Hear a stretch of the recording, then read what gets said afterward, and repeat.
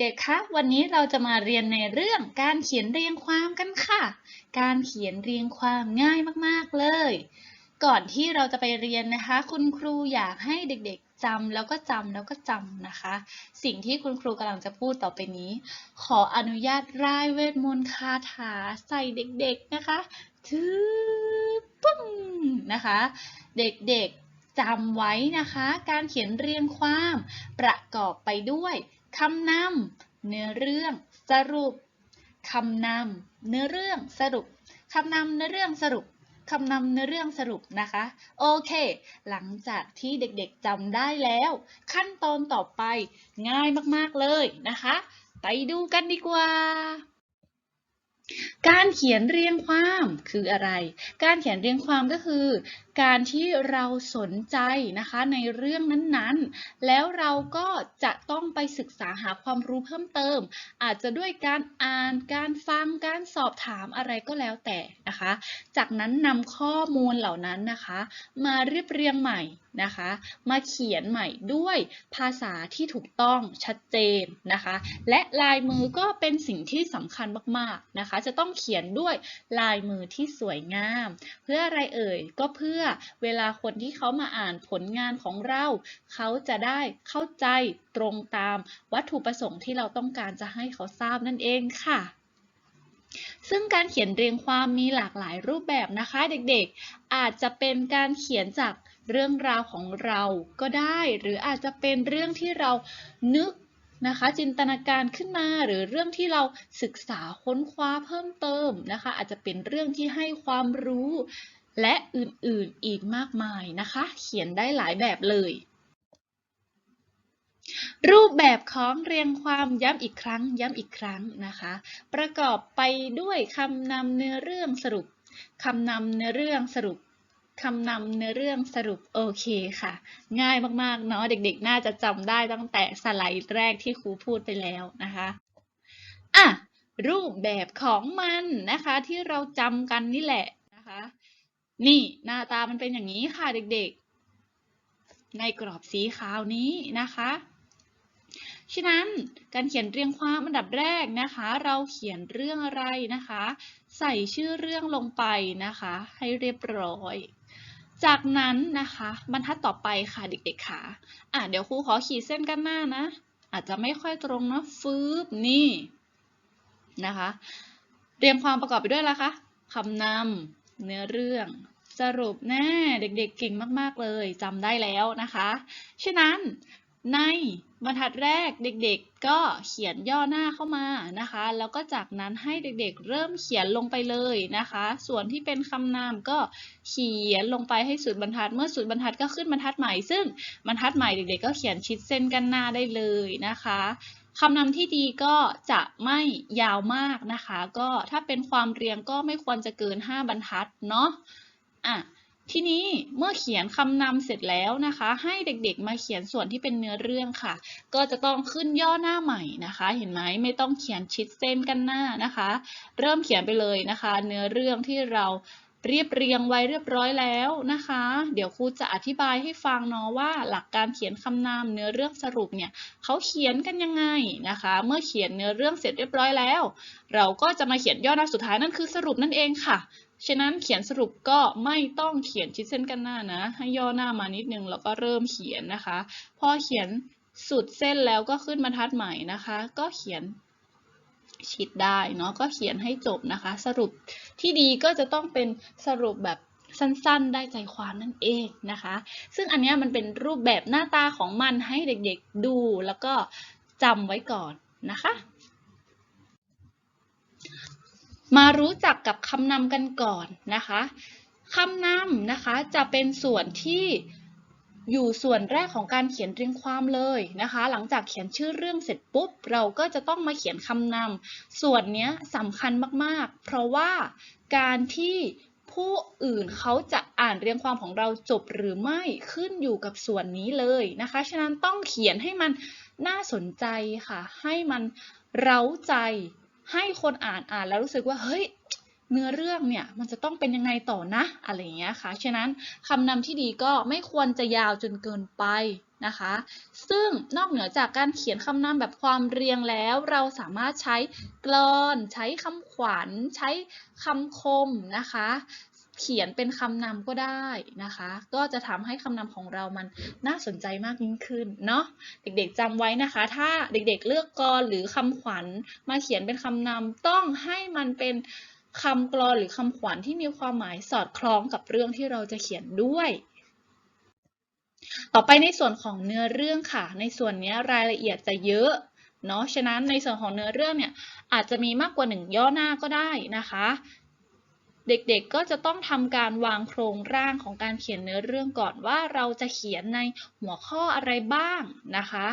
เขียนตามลำดับเหตุการณ์เนาะให้มันต่อเนื่องกันนะคะตามลำดับความสำคัญไปเรื่อยๆต่อไปส่วนที่เป็นสรุปค่ะส่วนนี้ก็เน้นว่าจะต้องเป็นการสรุปจริงๆนะคะในการสรุปเนี่ยจะต้องไม่มีการอธิบายใดๆนะคะเนื่องจากมันคือการสรุปฉะนั้นต้องสรุปให้สั้นๆเน้นๆได้ใจความแล้วก็ประทับใจค่ะโดยการสรุปนอกจากการเขียนเป็นความเรียงแล้วก็สามารถสรุปเป็นคำคมเป็นกลอนเป็นคำขวัญได้หมดเลยนะคะหรือสุภาษิตก็ได้นะคะหรืออาจจะมีการลงท้ายด้วยการใช้บทกลอนในการตั้งคำถามนะคะหรือไม่ใช่บทกลอนตั้งคำถามจะใช้ประโยคนะคะคำถามเป็นการตั้งคำถามทิ้งไว้ก็ได้เวลาคนอ่านเขาอ่านแล้วเขาก็จะรู้สึกว่าเฮ้ยผู้เขียนกำลังแบบเหมือนถามเราอยู่นะฉะนั้นเราคนอ่านคนอ่านก็จะแบบรู้สึกว่าเฮ้ยแล้วเราล่ะเราจะทำยังไงต่อเราจะตอบว่ายังไงอะไรประมาณนี้ค่ะเป็นการทิ้งคำถามไว้เนาะมันก็ดูน่าสนใจมากๆเลยนะคะไปดูขั้นตอนการเขียนเรียงความกันดีกว่าขั้นตอนการเขียนเรียงความนะคะขั้นแรกเลยให้เด็กๆเตรียมก่อนค่ะเตรียมที่จะเขียนโดยเลือกนะคะเด็กๆเลือกเลยว่าเด็กๆจะเขียนเรื่องอะไรเมื่อได้เรื่องที่เราจะเขียนแล้วนะคะให้เด็กๆไปหาความรู้นะคะเกี่ยวกับเรื่องที่เราสนใจเนาะไปหาความรู้นะคะให้ได้มากที่สุดจากนั้นค่ะขั้นที่2ค่ะให้เด็กๆยกร่างการเขียนหรือเขาเรียกว่าเขียนโครงเรื่องนั่นเองนะคะเขียนโครงเรื่องฟื้เป็นยังไงล่ะลายมือของครูนะคะไม่เหมือนเขียนกระดานที่โรงเรียนเลยเนาะเด็กๆเนาะมันก็จะขยึกขยือหน่อยนะคะไม่เป็นไรเนาะให้อภัยได้เด็กๆไม่ให้อภัยครูให้อภัยตัวเองนะคะโอเคนะคะการยกร่างการเขียนหรือการเขียนโครงเรื่องนั่นเองนะคะเด็กๆก็คือให้เด็กๆน่ะเมื่อได้หัวข้อที่จะเขียนแล้วใช่ไหมเราก็หาหัวข้อหลักนะคะที่เราจะนำมาเขียนเนื้อเรื่องว่าเราจะเขียนเกี่ยวกับอะไรบ้างค่ะหลังจากนั้นก็เรียบเรียงนะคะเรียบเรียงรายละเอียดออกมานะคะแต่ละหัวข้อที่เราได้วางโครงเรื่องไว้นะคะเอารายละเอียดออกมานะคะเอาเฉพาะส่วนที่มันสำคัญแล้วก็น่าสนใจเนาะเพื่อที่จะมาเขียนเป็นเนื้อเรื่องนะคะหลังจากนั้นก็นำมาเรียบเรียงให้เป็นในรูปแบบของการเขียนเรียงความนะคะจัดรูปแบบให้มันต่อเนื่องกันให้มันใช้คำที่สละสลวยนั่นเองนะคะทีนี้ค่ะขั้นที่3ค่ะขั้นนี้เป็นขั้นปรับปรุงหรือขั้นทบทวนนะคะเด็กๆหลังจากที่เรานำเนื้อหาต่างๆที่เราได้ไปค้นคว้ามาเรียบเรียงเป็นเรียงความแล้วนะคะให้เด็กๆอ่านทบทวนค่ะเนี่ยอ่านทบทวนแล้วก็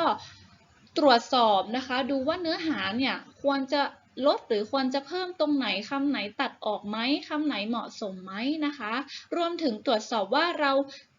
สะกดนะคะการเว้นวรรคการใช้ตัวการันนะคะคำไหนที่เราเขียนผิดไหมนะคะก็ปรับปรุงแล้วก็แก้ไขให้สมบูรณ์นั่นเองเนาะ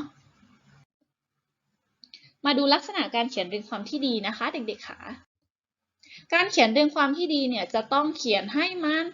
ถูกต้องตามรูปแบบค่ะซึ่งคุณครูให้เด็กๆท่องจำตั้งแต่ต้นคลิปแล้วว่าคำนำเรียงความประกอบไปด้วยคำนำเนื้อเรื่องสรุปนั่นเองค่ะ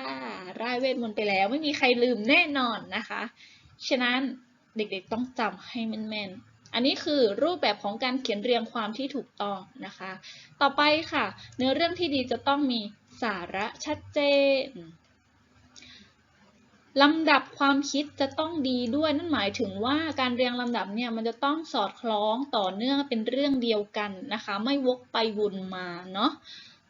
ใช้ภาษาให้ถูกต้องตามหลักของภาษานะคะสะกดการันเว้นวรรคให้มันถูกต้องนะคะ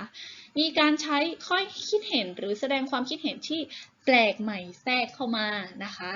สำนวนภาษาที่ใช้ก็ควรจะมีการใช้สำนวนมาแทรกบ้างนะคะสุภาษิตบทร้อยกลอนนะคะให้มันสละสลวยเนาะนำมาใช้ในการเขียนเรียงความด้วยนะคะจะทำให้เรียงความของเราเนี่ยมีความน่าสนใจนั่นเองค่ะทีนี้การเขียนเรียงความก็มีข้อควรระวังเช่นกันนะคะการที่เราจะเขียนคำที่มันมีมากกว่า1พยางค์อะค่ะเด็กๆเราควรจะให้มันอยู่ในบรรทัดเดียวกันค่ะอย่าไปตัดนะคะอย่าไปตัดคำนะคะหรือเราเรียกว่าการฉีกคำนั่นเองค่ะเด็กๆก็คือแบ่งครึ่งให้มันน่ะซึ่งมันเป็นคำเดียวกันน่ะเราไปแบ่งครึ่งมันปุ๊บบางทีความหมายมันเปลี่ยนนะคะความหมายคลาดเคลื่อนฉะนั้นต้องเขียนให้อยู่ในบรรทัดเดียวกันเลยอันนี้สำคัญมากๆถ้ามันเนื้อที่ไม่พอจริงๆเด็กๆเลื่อนไปเขียนในบรรทัดต่อไปเลยค่ะก็อาจจะเว้นช่องว่างนิดหน่อยไม่เป็นไรนะคะมาดูตัวอย่างการเขียนที่ไม่ถูกต้องนะคะคำว่าประโยชน์ค่ะเด็กๆประโยชน์มันเป็นคำเดียวกันมันต้องอยู่บรรทัดเดียวกันเราจะมาฉีกอย่างเงี้ยไม่ได้นะคะฉะนั้นความหมายมันก็จะเปลี่ยนแปลงไปเนาะเวลาเขียนให้ถูกต้องก็นี่เขียนให้มันอยู่ในบรรทัดเดียวกันแบบนี้ค่ะนี่เห็นไหมคะการออกกำลังกายถื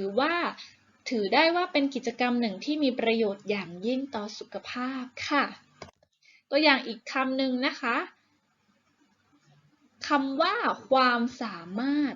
เนี่ยจะมาฉีกมันไม่ได้ความสาแล้วก็มาดมาอยู่อีกบรรทัดหนึ่งมันถูกไหมเนี่ยมันไม่ถูกแล้วนะคะจะต้องเขียนให้อยู่ในบรรทัดเดียวกันดังนี้เลยครูคือผู้อบรมสั่งสอนให้เรามีความรู้ความสามารถและเป็นคนดีของสังคมค่ะเขียนให้มันอยู่ในบรรทัดเดียวกันนะคะอย่าไปฉีกมันเนาะอย่าไปแยกมันนะคะอันนี้จะเป็นตัวอย่างค่ะการเขียนเรียงความซึ่งได้รับรางวัลชนะเลิศนะคะในหัวข้อการเมืองไทยในอุดมคตินะคะอันนี้ของตั้งแต่ปีพ.ศ. 2561แล้วนะคะครูนำมาเป็นตัวอย่างให้เด็กๆดูนะคะหน้าตาการเขียนเรียงความนะคะเด็กๆสังเกตดูมันก็จะมีทั้งหมดกี่ย่อหน้าเอ่ยอันนี้คือครูจะนับส่วนที่เป็นกลอนด้วยนะคะส่วนที่เป็นคำกลอนก็คือตรงนี้นะคะเด็กๆอันนี้เราจะเห็นว่าเขายกบทกลอนนะคะบทประพันธ์ขึ้นมาเขียนเป็นคำนำเลยฉะนั้นเรียงความเขาน่าสนใจค่ะมันดูแบบไม่เยอะตัวหนังสือไม่เยอะฉะนั้นมันน่าอ่านใครๆก็อยากอ่านนะคะครูก็อยากอ่านเหมือนกันจากนั้นเขาก็เริ่มเขียนเลยนะคะอันนี้ส่วนนี้คือคำนำเนาะต่อไปส่วนต่อไปนะคะอันนี้เขาก็จะเริ่มเขียนเด็กๆเห็นไหมเขาย่อหน้าจากตรงนี้นะคะแล้วก็เริ่มเขียนตรงนี้ก็จะเริ่มย่อหน้าด้วยนะคะเขาก็จะเขียนไปเลยค่ะตึ๊ดตึ๊ดตึ๊ดตึ๊ดตึ๊ดตึ๊ดตึ๊ดนี่เขียนมาไปเรื่อยๆนะคะก็จะเป็นในส่วนของเนื้อเรื่องย่อหน้าที่1อันนี้ย่อหน้าที่1ต่อไปก็จะเป็นเนื้อเรื่องเหมือนกันนะคะแต่เขาเริ่มเป็นย่อหน้าที่2เนาะอันนี้เขาก็จะเขียนไปเลยนะคะส่วนของเนื้อเรื่องซึ่งเขาได้เรียบเรียงไว้แล้วนะคะการเขียนเนื้อเรื่องบอกแต่ว่าจะต้องมีการวางโครงเรื่องก่อนว่าเราจะเอาหัวข้อไหนมาเขียนในเนื้อเรื่องบ้างจากนั้นก็เรียบเรียงนะคะรายละเอียดต่างๆตามโครงเรื่องตามหัวข้อที่เราได้วางไว้นะคะถ้าเนื้อหาเยอะโครงเรื่องหัวข้อเยอะก็จะได้ส่วนที่เป็นเนื้อเรื่องเนี่ย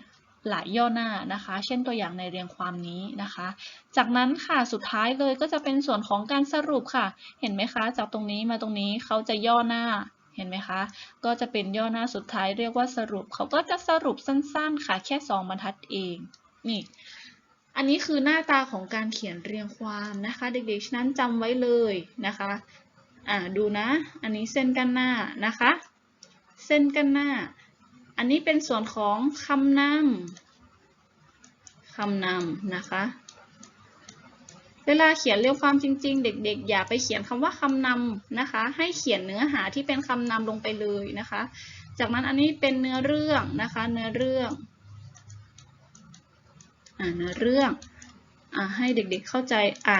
นนะคะว่ามันเป็นคำว่าเนื้อเรื่องนะคะมันอาจจะไม่สวยแล้วสุดท้ายก็จะเป็นส่วนสรุปนะคะครูเคยเจออยู่นะคะหลายคนเขียนคำว่าคำนำเนื้อเรื่องสรุปมาด้วยอย่างนี้คือผิดนะคะไม่ต้องไปเขียนแต่แค่ให้จำไว้ว่ามันมี3ส่วนนั่นคือคำนำเนื้อเรื่องสรุปนั่นเองเวลาเขียนก็ใส่เนื้อหาลงไปเลยนะคะโอเคเนาะเด็กๆน่าจะเข้าใจแล้วนะคะหวังว่าเด็กๆจะได้รับความรู้เกี่ยวกับการเขียนเรียงความเพิ่มมากขึ้นเนาะนำไปใช้ในการเขียนเรียงความนะคะในอนาคตที่เด็กๆจะได้เขียนกันในวันสำคัญต่างๆหรือตามความสนใจของเด็กๆเลยนะคะเจอกันใหม่ในคลิปต่อไปนะคะสวัสดีค่ะ